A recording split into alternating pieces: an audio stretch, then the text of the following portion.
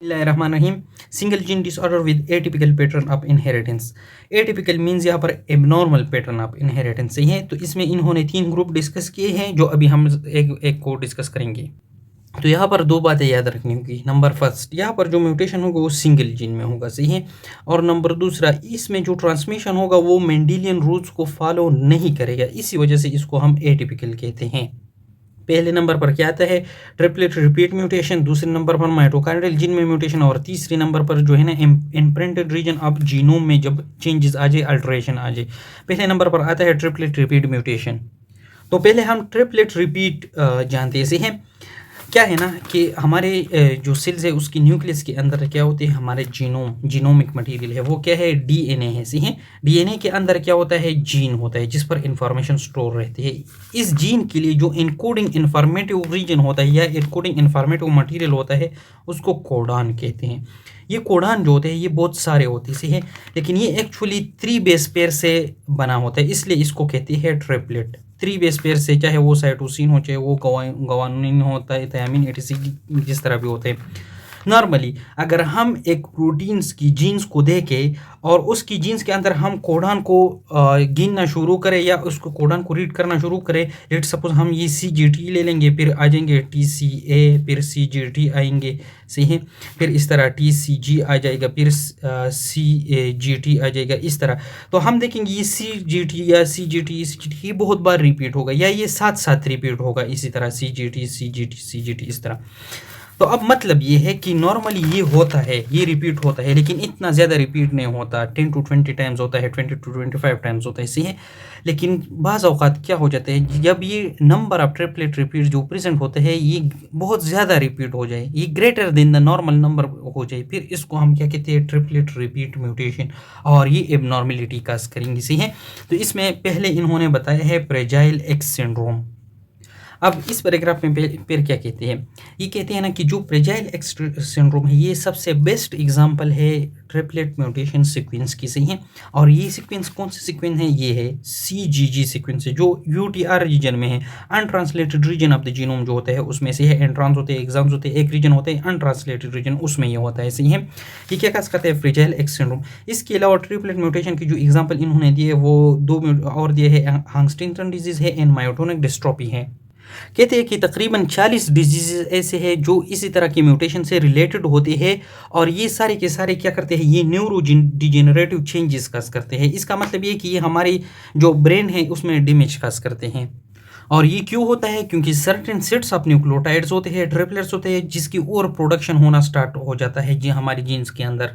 अब ये किस वजह से काज होता है, क्योंकि हमारे एक्स क्रोमोसोम की ऊपर उसके लॉन्ग आर्म में, क्यू आर्म में 27 नंबर बैंड पर और 3 नंबर सब बैंड पर एक जीन होता है जिसको हम कहते हैं FMR1।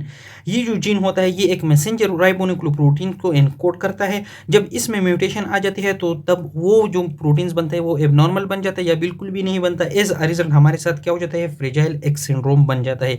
FMR1 का मतलब होता है फ्रेजाइल एक्स मैसेंजर राइबोन्यूक्लियोप्रोटीन से है, तो इस वजह से इसको ये नाम दिया गया है। ये बात कहते हैं फिर कि ये जो फ्रेजाइल एक्स सिंड्रोम है ये हमारे डाउन सिंड्रोम के बाद जेनेटिक काज में मेंटल रिटार्डेशन के लिए दूसरे नंबर पर है। इसकी फ्रीक्वेंसी की अगर बात की जाए तो मेल्स में ये जो होते हैं 1550 में एक बंदे में ये जेनेटिक म्यूटेशन होता है, और फीमेल्स में ये 1000 में 1% में होता है। अब इसको फ्रेजाइल एक्स सिंड्रोम क्यों कहते हैं, क्योंकि ये एक्स सिंड्रोम पर पाया जाता है। और इसके डायग्नोसिस के लिए जो मेथड हम यूज़ करते थे उसमें स्टेनिंग मेथड था। उसमें क्या होता था कि इसका जो लॉन्ग आर्म था वो स्टेनिंग स्टॉप कर देता और इसमें श्रिंकिंग स्टार्ट हो जाता था। लेकिन अब ये मेथड हम यूज़ नहीं करते क्योंकि इससे एडवांस मेथड आया है, DNA बेस्ड एनालिसिस सही है। उसके थ्रू हम क्या कर देते हैं, इसकी साइज़ चेक कर देते हैं। अगर इसका साइज़ ज़्यादा है इसका मतलब ये कि हमारे पास जो CGG रिफीड है सही है, जो फ्रेजाइल एक्स सिंड्रोम का करता था ये ज़्यादा है। अगर इसका साइज़ कम आ जाता है तो हमारे पास ये रिपीट जो है वो कम नंबर पर है सही है। तो इससे पता चलता है अगर ये रिपीट ज़्यादा नहीं है तो इसका मतलब ये है कि उस बंदे में जो साइन सिम्टम्स होते हैं वो कम होंगे। अगर ये रिपीट बहुत ज़्यादा है तो साइन सिम्टम्स सेवेयर होंगे। एज अ रिजल्ट हम ये कह सकते हैं कि इसकी जो सिम्टम्स होते हैं या इसमें जो मेनली मेंटल रिटार्डेशन होता है वो फ्रॉम माइल्ड टू सीवियर होता है। ये डिपेंड करता है नंबर ऑफ रिपीट पर। पहले हम क्या कहते थे कि ये जो साइन सिम्टम्स पाती है ये ऑटिज़्म की साइन सिम्टम्स जैसे ये ऑटिज़्म क्या होता था ये हमारी जो नर्वस सिस्टम डेवलपमेंट का एक डिसऑर्डर है सही है। तो पहले ये उसके लिए जाना जाता था लेकिन अभी हमें पता चला कि ये एक जेनेटिक काज है इसकी तो इसलिए इनको फ्रेजाइल एक्स सिंड्रोम में लाया गया। तो ज़ाहिर है इसकी सिम्टम्स भी ऑटिज़्म जैसे हो गई। इसके अलावा इसकी जो फिजिकल अपीयरेंस होता है उसमें भी कुछ एबनॉर्मेलिटीज़ आ जाती है यानी कि इसकी फिनोटाइप में इसका जो फेस होता है वो बहुत ज़्यादा लॉन्ग होता है, इसकी जो ईयर्स होते हैं वो इवर्टेड होते हैं मतलब इस तरह स्टिक आउट होते हैं, खड़े खड़े कान होती है इन लोगों की सही है। इसके अलावा इनकी जो टेस्टीज होते हैं वो नॉर्मल साइज से बड़े होते हैं जिसको हम मैक्रो आर्किडिज्म कहते हैं सही है। इसी तरह इसकी जो टेस्टोस्टेरोन लेवल होगा वो भी हाई होगा। इसके अलावा ये जो कैरेक्टरिस्टिक्स है या एबनॉर्मेलिटीज़ है ये तो मोस्ट कॉमन होती है मतलब प्रेजेंट तो होते हैं लेकिन हमेशा ये ज़रूरी नहीं है कि हर किसी में ये होंगे, कुछ में ये बहुत हार्डली डिटेक्ट होते हैं सही है। जिस तरह मैक्रो आर्किडिज्म है यानी कि टेस्टिस का साइज़ ज़्यादा है ये ऑलमोस्ट 90% ऑफ द पेशेंट में प्रेजेंट होते हैं लेकिन 10% ऑफ द पेशेंट में हम इसको नोटिस नहीं कर सकते। और 90% कौन सी पोस्ट प्यूबर्टल मेल से है यानी कि प्यूबर्टी के बाद जो मेल्स होते हैं उनमें ये ऑब्जर्व होता है। फिर यहाँ पर क्या कहते हैं कि जितनी भी एक्स लिंक्ड डिजीज़ होते हैं वो ज़्यादातर मेल्स को इफेक्ट करती है सही है, प्रिडोमिनेंटली मेल्स को इफेक्ट करती है। लेकिन फिर भी जब हम इसकी फैमिली हिस्ट्री देखते हैं, पेडिग्रीज देखते हैं तो हमें ये पता चलता है कि इसमें जो ज़्यादातर थे वो एक्स लिंक रिसेसिव के साथ एसोसिएटेड नहीं थी। उसे इसका मतलब सिंपली मतलब ये कि एक्स लिंक रिसेसिव नहीं थी लेकिन ज़्यादातर सही है show some pattern of transmission, not all सही है। अब फिर इन्होंने इस बेस पर 3 कैटेगरीज डिफाइन की है यहाँ पर से है। एक खुद ये है कि कैरियर मेल्स जो खुद अफेक्टेड ना हो और अपने बच्चों को इफेक्ट कर सकते हैं, अफेक्टेड मेल्स जो खुद अफेक्टेड हो, और फिर आखिर में एंटीसिपेशन यानी कि सेवियरली अफेक्टेड मेल्स से है। तो पहले हम आते हैं कैरियर मेल्स पर। अब कैरियर मेल में ये कहती है कि 20% ऑफ द मेल्स जो होते हैं जो फ्रेजाइल एक्स सिंड्रोम को कैरी करते हैं इनमें कोई किसी किस्म की न्यूरोलॉजिकल सिम्टम्स या फिजिकल सिम्टम्स प्रेजेंट नहीं होती सही है। और जब हम इनकी मालिकुलर और कब ड्यूरिंग चाइल्डहुड सही है, और जब हम इनकी मालिकुलर एनालिसिस कर देते हैं यानी डीएनए बेस एनालिसिस करते हैं तो हमें पता चलता है कि इनकी जो FMR1 जीन है उसमें म्यूटेशन है लेकिन ये म्यूटेशन फुल फ्लेज नहीं है यानी कि कम्प्लीटली नहीं है, फुल ब्लूम्ड नहीं है। और कुछ म्यूटेशन ऐसी है उसमें ये म्यूटेशन फुल ब्लूम नहीं होता लेकिन वो सिम्टोमेटिक चिल्ड्रंस होते हैं यानी कि उनमें सिम्टम्स प्रेजेंट होते हैं। और एक बात ये कि बोला है कि जो कैरियर मेल्स है इसको हम दूसरा नाम जो होते हैं वो ट्रांसमिटिंग मेल्स भी कहती हैं। फिर दूसरे नंबर पर इफेक्टेड फीमेल्स पर आती है, ऐसी है सॉरी पहले मैंने मेल्स बोला था लेकिन ये इफेक्टेड फीमेल्स ऐसी है। इसमें क्या कहते हैं कि 30 to 50% ऑफ द फीमेल्स जो कैरियर होती है वो क्या करती हैं, उनमें जो होते हैं माइल्ड कंजेनिटिव एम्पेयरमेंट होती है, सॉरी कॉग्निटिव एम्पेयरमेंट होती है यानी कि ब्रेन एम्पेयरमेंट होती है, इसी है ब्रेन डिसऑर्डर, मेंटल स्ट्रेस वगैरह होता है। और उनकी बिहेवियर में भी क्या होती है एम्पेयरमेंट हो सकती है 30 to 50%। और 20% में द फीमेल्स जो होते हैं वो इस तरह के होती है कि वो रिप्रोडक्टिव फेलियर काज करती है मतलब ये वो बच्चे पैदा कर नहीं कर सकती सही है। अब आगे ये बात करते हैं कि ये जो साइन सिम्टम्स होते हैं ये माइल्ड होती है सही है। और एक्स लिंक रिसेसिव कैरियर के साथ जो साइन सिम्टम्स होती है वो बहुत ज़्यादा रेयर होती है, अनयूजुअल होते हैं यानी कि अनकॉमन होती है सही है। फिर आखिर में तीसरे नंबर पर एंटिसिपेशन पर आ जाते हैं जो सेवियरली अफेक्टेड हो। इसका सिंपली मतलब क्या है कि जब ये जो फ्रेजाइल एक्स सिंड्रोम है जब ये पेडिग्री के थ्रू जाते हैं यानी एक जनरेशन से दूसरी जनरेशन में जाता है तो इसकी जो साइन सिम्टम्स होते हैं वो और वर्स हो जाती है हर जनरेशन के साथ। यानी कि जब एक मैन से ये ग्रैंडसन में ट्रांसफ़र होता है तो इसकी सिम्टम्स और ज़्यादा हो जाएंगे, सही है, सिवियर हो जाएंगी। और जब ये ग्रैंडसन से ग्रेट ग्रैंडसन में जाएगा तो ये और ज़्यादा सिवियर होंगी, सही है। यानी कि जनरेशन के साथ साथ इसकी साइन सिम्टम्स जो होंगे वो वर्सन होंगे। अब इन तीनों में हमें एक कॉमन बात नज़र आ गई कि जो मेल्स थे कैरियर मेल्स थे उनमें कुछ में जो होते थे साइन सिम्टम्स नहीं थी, बहुत कम में थे सही हैं, और फीमेल्स जो थे वो इफेक्टेड थे। ये बात हमारे समझ में आ गई सही हैं। अब इसका रीज़न वो आगे बता रहे हैं। आगे इस पैराग्राफ में ये लोग फिर क्या कहते हैं कि जो फ्रेजाइल एक्स सिंड्रोम है सही है, जब ये आगे जाता है इसका जो म्यूटेशन है वो डायनामिक नेचर में है यानी कि चेंजिंग नेचर ऑफ म्यूटेशन है, इसलिए इनके ट्रेट्स में भी चेंज आती है। इनके जो साइन सिम्टम्स होती है वो भी रेंज करती है फ्रॉम लेस टू सेवियर से है।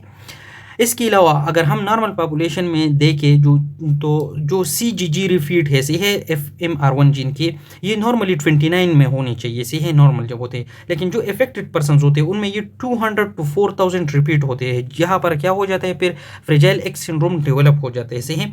इसको हम फुल म्यूटेशन कस करते हैं और ये फुल म्यूटेशन आ जाता है कहाँ से आ जाता है, ये प्री म्यूटेशन से आ जाता है। अब प्री म्यूटेशन क्या चीज़ है?